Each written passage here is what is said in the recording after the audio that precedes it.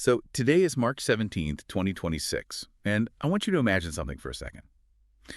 Imagine you hand a hyper-intelligent supercomputer $500 million to manage. Okay. Right? It can process global market data in milliseconds. It runs perfect probability models. But then, instead of maximizing your returns, the market dips slightly, and the computer just completely panics over a short-term loss. Yeah, just get spooked. Exactly. And it ends up losing you over $1 million. And you're left wondering why. Well, because it learned to be just as anxious as you are. Right, which is, that's the absolute paradox we're currently facing with artificial intelligence. Yeah. We treat these models like they're, hyper-advanced calculators. You punch in the prompt and you expect a perfectly rational output based purely on the data. But the reality of how these models actually operate under the hood is, well, it's far messier. Which is the core mission for today's deep dive. We are looking at a stack of just incredibly eye-opening research anchored by a really fascinating article from Jonathan H. Westover, PhD, titled The Behavioral Economics of Artificial Intelligence. It's a great tease. It really is. And we're also pulling in some recent 2025 and 2026 papers from researchers like Beanie, Stianen, and Bowen. And the through line connecting all of this is that large language models, LLMs, they're no longer just neutral IT tools. Right. We really have to start treating them as a novel class of economic agents that have developed their own unique and honestly remarkably irrational behavioral patterns. It requires a complete paradigm shift in how we evaluate AI. Because for years, the industry benchmarked AI on technical hurdles, like can it pass the bar exam? Or write Python code without bugs. Exactly. But Dr. Westover's synthesis of the literature asks a fundamentally different question, which is, how does this neural network behave when it has to make complex economic decisions under uncertainty? Okay, let's unpack this. Because we all know AI excels at probabilistic reasoning. Sure. It can run complex statistics, calculate odds, and do what statisticians call Bayesian updating. Right. Taking new information and instantly revising the mathematical odds of an event. Yeah, that's the hyper-rational calculator we all expect. But researchers are now pointing out a massive split in the AI's personality. They are. The term for it, which was highlighted in a 2026 study by Beanie and colleagues, is the preference belief asymmetry. Okay. So to understand how AI makes decisions, you have to separate what the AI believes from what the AI actually prefers. Let's push on that for a second. Because beliefs and preferences, those sound very human. When we talk about an AI's belief system, we are really just talking about its ability to calculate raw probabilities. Precisely. On belief-based tasks, advanced AI is incredibly rational. Okay. Like if you give a human a medical scenario, say a patient tests positive for a disease that only affects 1 in a million people, and the test is 99% accurate, human beings reliably panic. Oh. We suffer from what's called base rate neglect. We fixate on the 99% accuracy of the test and completely ignore the underlying statistical improbability of having the disease in the first place. Right. But in AI, it doesn't do that. It processes the base rates perfectly. It avoids our logical traps. So on the belief side, the AI is just cold, hard, logical math. But where this paper gets interesting is that second half of the asymmetry, right? The preferences. Yeah, and what's fascinating here is that when you switch from testing the AI's logic to testing its preferences, meaning tasks that involve risk tolerance or time discounting or even just how a decision is framed, the AI suddenly abandons the math. Wow. Yeah. When presented with classic behavioral economic scenarios like choosing between a guaranteed small payout or a statistically superior but risky larger payout, the models abandon expected utility theory. They just throw it out the window. Pretty much. They stop trying to maximize the best mathematical outcome. Instead, they start mirroring human cognitive biases like loss aversion. That completely flips our understanding of AI logic on its head. So it's like having a brilliant statistician who can instantly calculate the precise negative odds of winning the lottery, but then goes ahead and buys a ticket anyway because they have a good feeling about the numbers.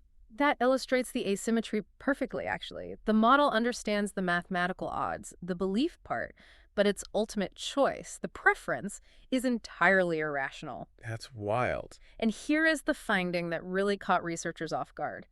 Newer, significantly larger generations of models actually exhibit much stronger patterns of human-like preference biases than the older, smaller models.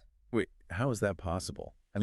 If the newer AI models are technically vastly smarter, built with billions more parameters and way more computing power, Why would they adopt our human flaws? Like, how does a neural network even learn to be loss averse? Well, we have to look at the mechanics of the training dynamics. The foundational layer of an LLM is built by ingesting massive amounts of human-generated text from the internet. Right, the scrape of everything. Exactly. And that raw text isn't just objective data. It is inherently saturated with our expressed preferences, our irrational fears, our cognitive biases, our historical decision-making patterns. So the AI reads our irrationality and mathematically maps it as the standard human baseline. You got it. But, I mean, I understand it reads our blog posts and Reddit threads, but it also reads Wikipedia and advanced economic textbooks. Why does the irrational human preference override the logical math textbook when the AI formulates an answer? That brings us to the root cause. It's a secondary training phase called RLHF, or reinforcement learning from human feedback. Okay, I've heard of this. Yeah, this mechanism was thoroughly documented in a foundational 2020 paper by Stianen and colleagues.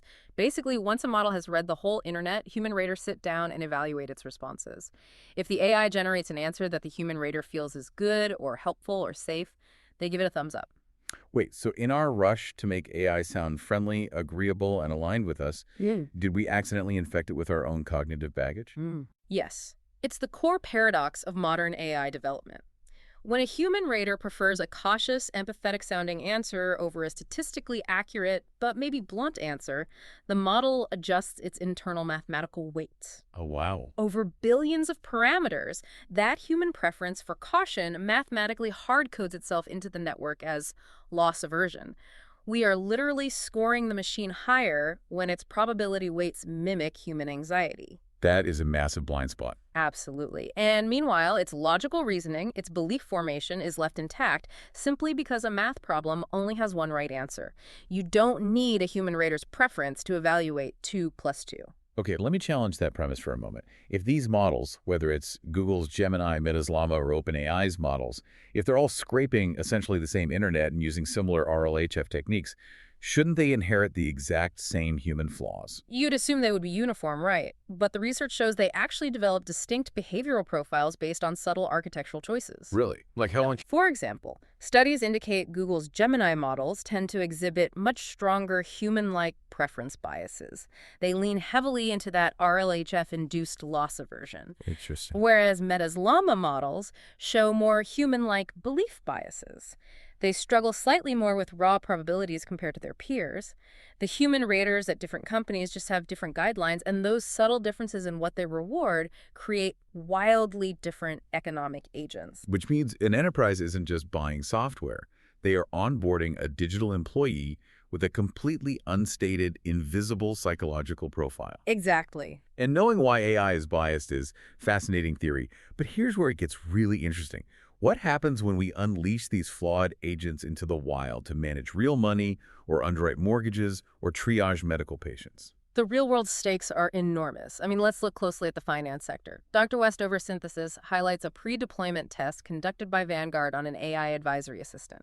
They didn't just ask the AI if it was risk-averse. They ran it through rigorous behavioral simulations, feeding it market shock scenarios. And they discovered the model exhibited intense narrow framing. Break down narrow framing for us in this context. What does that look like? Narrow framing is a behavioral bias where an investor obsesses over the performance of one specific asset in isolation. Rather than looking at the big picture. Right, rather than evaluating the overall health of their diversified portfolio. So the AI was panicking over a single stock's dip, completely ignoring that the broader portfolio was actually up. And what is the actual dollar cost of a machine panicking like that? Well, let's run the math. If you deploy an LLM-assisted advisor to manage a $500 million fund, and its narrow framing causes it to recommend overly conservative, cash-heavy positions, it might drag down client returns by just 25 basis points. Just 1/4%. Exactly, but that tiny, invisible behavioral bias means clients collectively lose $1.25 million annually in foregone growth. Over $1 million just evaporating because the AI got anxious, exactly like a human day trader. Yeah. And that is just one portfolio. Yeah. When we scale this up to something like credit underwriting, the implications get even heavier, right? They absolutely do. There's a 2025 paper by Bowen and colleagues that investigated LLMs acting in mortgage underwriting scenarios. They discovered the models exhibited significant disparities in approval rates based purely on the demographic associations of the applicant's name. Oh, man. And to be clear, The AI isn't doing this out of conscious malice. It's an economic machine mechanically replicating the statistical realities of its training data, Hmm. where, certain demographic groups historically face higher rejection rates. Exactly. But from a business perspective, mindlessly replicating historical data translates directly into a massive fair lending violation. It creates immense regulatory liability for the bank. You cannot tell regulators that the algorithm just learned it from the internet. You are responsible for the economic agent you deploy. Yeah, that won't hold up in court. And the stakes move from financial to physical when we look at healthcare. We're seeing AI diagnostic assistants rolling out in hospitals everywhere right now. How do these behavioral quirks manifest in a clinical setting? In healthcare, we see the really dangerous effects of anchoring bias and availability bias. Okay, take anchoring bias first. So, if a patient inputs a few symptoms and the AI immediately anchors on the first, most obvious diagnosis, it creates tunnel vision. It might prompt the human doctor to only order confirmatory tests for that initial idea. Rather than ordering the broader tests needed to rule out less obvious but maybe more serious conditions. Yes. So, it actively delays the correct diagnosis by giving the physician a false sense of certainty. Terrifying. And then you add availability bias to the mix. Let's say an AI was trained heavily on recent medical journals or a data set that overrepresents a highly publicized, vivid illness. Like whatever is trending on the medical internet right now. Exactly. The AI might constantly over-refer patients with mild symptoms to specialists for that specific illness, clogging up the healthcare system. While simultaneously under-referring patients who have less common presentations that weren't as prevalent in its training data. Precisely. Which raises a really crucial point about the distributional impact of all this.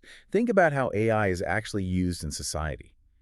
If you are a sophisticated user, say you have a human wealth manager, or you are at a top-tier research hospital, those professionals are using AI as a tool, but they possess the baseline expertise to cross-check its logic. Right. They can spot the tunnel vision. Exactly.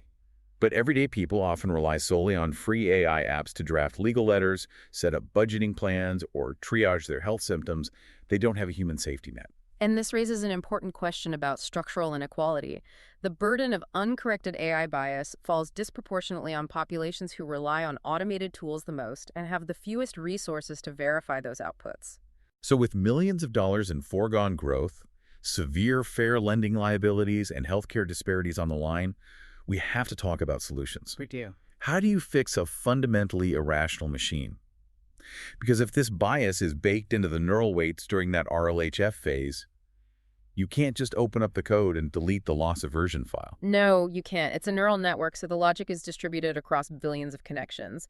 However, Dr. Westover outlines several evidence-based interventions that organizations are successfully deploying right now to navigate around these architectural flaws. So great. Yeah, and the first, and perhaps most surprising, is a specific type of prompt engineering called role priming. Role priming. How does that actually work under the hood? The automated investment platform Betterment actually tested this. They found that if they simply preface their AI's instructions with a prompt like, think of yourself as a rational investor who makes decisions using the expected utility framework, it literally shifted the mathematical weights the model used to generate its answer. Wait, really? You just tell the machine to act rational and it suddenly remembers how to do the math? Essentially, yes. By explicitly invoking concepts like rational investor and expected utility, the prompt activates a different semantic cluster within the AI's training data. Oh, I see. Specifically, it activates the hyper-rational, belief-based textbooks and economic papers it read, rather than the anxious human blog posts. Betterment's A/B testing showed a 5.2% reduction in recommendations exhibiting narrow framing just by adding that single sentence. That is fascinating. We're basically forcing the AI to put on its statistician hat before it speaks. Pretty much. Okay, what is the next intervention? Another highly effective technique is chain of thought prompting. This forces the AI to break down its reasoning step by step, visibly, before it outputs a final conclusion. Okay. The pharmaceutical giant Novartis uses this for their AI medical literature assistant. Instead of asking the AI to just summarize a study, the system forces the AI to first extract the raw data, then evaluate the methodology, and only then synthesize a conclusion. And I imagine slowing the processing down, like that prevents the AI from jumping to conclusions, like avoiding the conjunction fallacy, right? Where we assume that a patient having a cough and a rare disease is somehow more likely than them just having a cough. That is the exact mechanism. By forcing the AI to show its mathematical work at every single step, it prevents the neural network from taking those irrational heuristic shortcuts that lead to the conjunction fallacy. So we have role priming to activate rational data Yeah. and chain of thought to force step-by-step math. But earlier you mentioned that different models like Llama and Gemini have entirely different psychological profiles. Is there a way to mathematically combine them so they cancel out each other's flaws? Yes, and this is arguably the most robust technical solution available today, ensemble methods. Okay. The quantitative hedge fund 2 Sigma utilizes this approach brilliantly for their market sentiment analysis. They recognized that GPT-4 had a strong recency bias. It would drastically overweight yesterday's news in its probability models. Yeah. They saw that Claude 3 Opus suffered from an availability cascade. If a market rumor was repeated enough times online, Claude would treat it as fact. And Gemini 1.5 Pro was generally less biased, but suffered from severe overconfidence, assigning 99% certainty to events that were only maybe 60% likely. So it's like putting together a heist movie crew where they all have to vote on the plan. Mm-hmm. You know the getaway driver is hyper paranoid, and you know the safecracker is just arrogant and overconfident. But when you put them in a room together and force them to agree, the paranoia dilutes the overconfidence, and the average of their votes becomes the perfect balanced decision. That is exactly the mathematical mechanism of an ensemble method. 2 Sigma created a weighted algorithmic ensemble of all 3 LLMs. Wow. When they ran the same market data through all 3 and averaged the resulting probability distributions, the spikes canceled each other out. The recency bias of GPT mathematically offset the overconfidence of Gemini, and the resulting analysis was vastly superior and more rational than any single model working alone. That's a brilliant workaround. But even with clever prompt engineering and multi-model heist crews, organizations still have to make a deeper philosophical choice about how they want their AI to behave in front of a customer. Right. They do. And this is where the conversation moves from technical fixes to workflow governance. Sometimes human bias and machine bias are best mitigated by carefully dividing the labor. Makes sense. Fidelity Investments provides a perfect case study for this. They use AI strictly for the cold, hard math tasks like tax loss harvesting and portfolio optimization, where you absolutely want a hyper-rational, expected utility maximizing agent. You let the calculator be a calculator. Precisely. But they intentionally leave the preference elicitation and client communication to human advisors who possess actual empathy and ethical reasoning. Right. They also built in systemic rationality checkpoints. If the AI flags an output that hits a certain risk threshold, a human must review the logic before any trade is executed. That's smart. Kaiser Permanente takes a similar approach in healthcare. They use a clinician feedback portal where doctors can flag AI behavioral drift in real time, catching an availability bias before it becomes a systemic triage issue. It's really about choosing the right alignment for the specific task at hand. The article mentions the robo-advisor Wealthfront coming to the realization that there is no one-size-fits-all AI model for a business. Yeah, and if we connect this to the bigger picture, Wealthfront realized they needed multiple personas. They use strictly rational, mathematically optimized AI for constructing the actual portfolios. Right. But when a customer asks a question about saving for their child's college fund, they route that query to a human-aligned, empathetic AI model.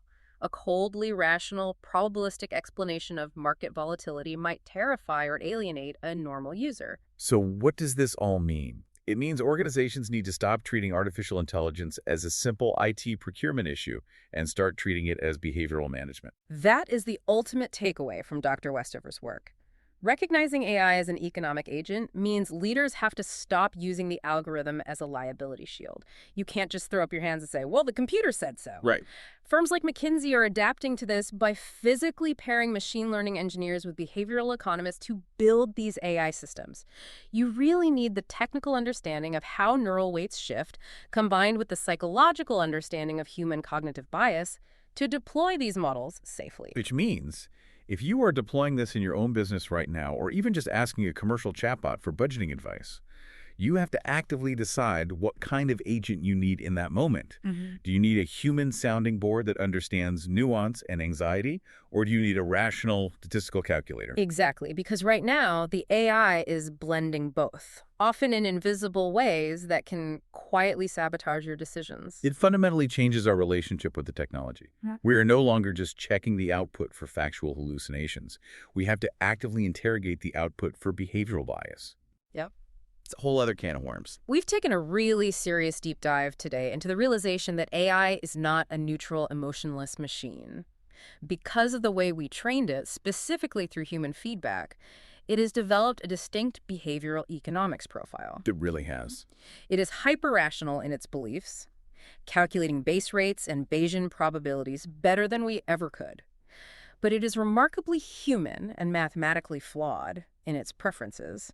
It has read our entire history of irrational choices, and it has learned to reflect our own financial anxieties and cognitive shortcuts right back at us. Completely. Which leaves us with one final lingering question to mull over. Let's say the engineers at these massive tech labs figure it all out. Let's say they successfully strip the next generation of AI of all its human-like irrationality, completely removing its loss aversion and biases. They turn it back into the perfectly logical, utility-maximizing machine we originally thought it was. If they do that, do we risk creating a system that is so coldly rational and so perfectly mathematical that it can no longer understand, communicate with, or accurately predict the highly irrational human markets it is supposed to operate in? That is the million-dollar question. Thank you for joining us on today's Deep Dive. Next time you open up that chat window, don't just ask if the answer is factually right. Ask yourself if the machine is acting rationally.